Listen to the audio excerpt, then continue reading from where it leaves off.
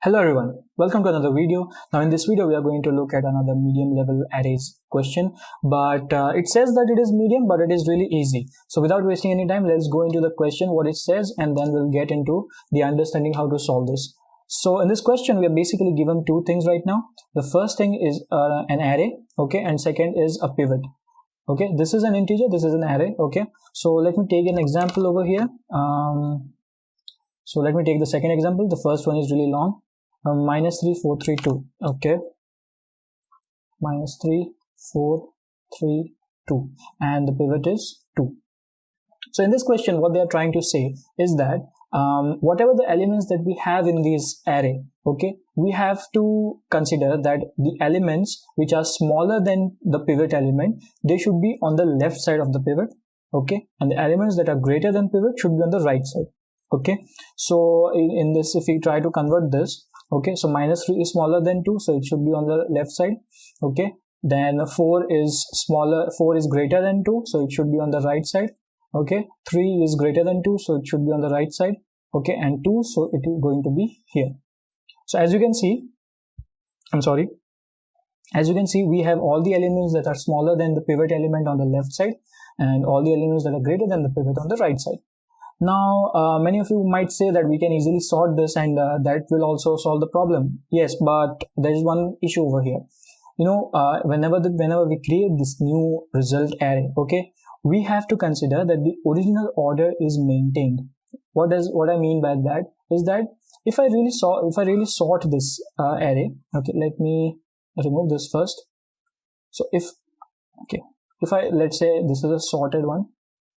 This is going to be minus 3, 2, 3 and 4. Okay, which is a lot different from this one. Okay, if you will see the order of 4 and 3, they are different because in our original array the 4 comes before 3 and this order should be maintained, which is maintained over here. Okay, so we need to return this sorted array. This solved array. Okay, now how are we going to do that?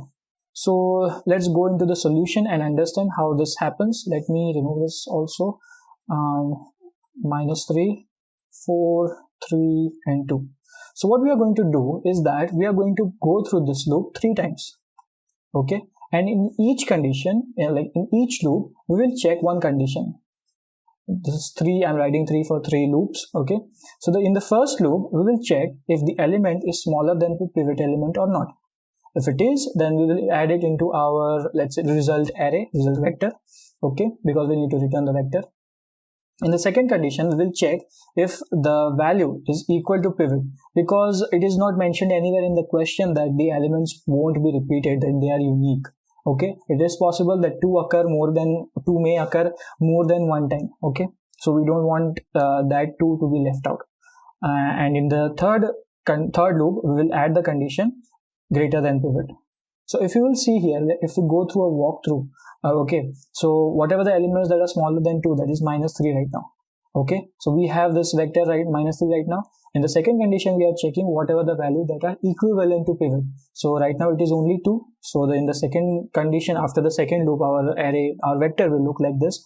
And in the third loop, we will check whatever the elements that are greater than the pivot element. So we have 4 and 3. Okay, so afterwards at the end our vector will look like this and we will return this.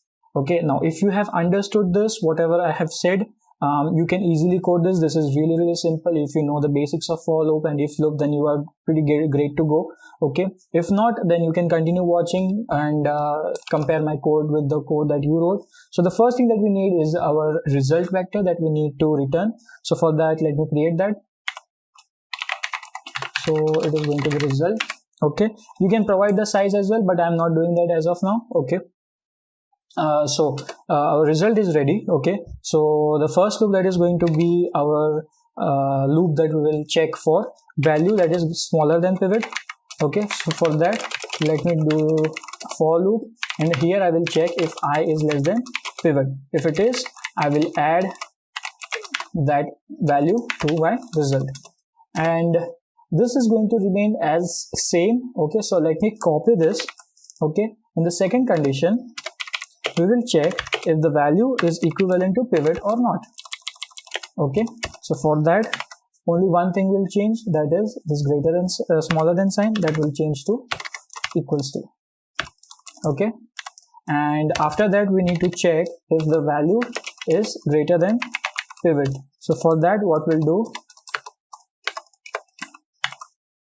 is this, and the smaller than sign will change to greater than. Okay, so our result vector is ready, and let me simply return this. Let me submit this.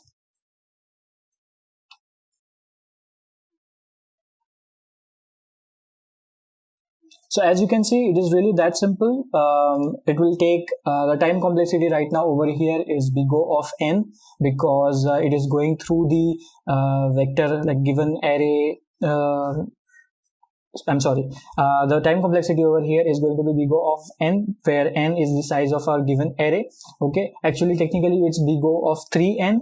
Okay, but since 3 is a constant, we don't care about that. Okay, so yeah, I hope you understood this and you found it very easy. Okay, so that's it for this video, and do let me know if you have any other problems for me to solve from any other platform. I will see you in the next one. Till then, keep coding.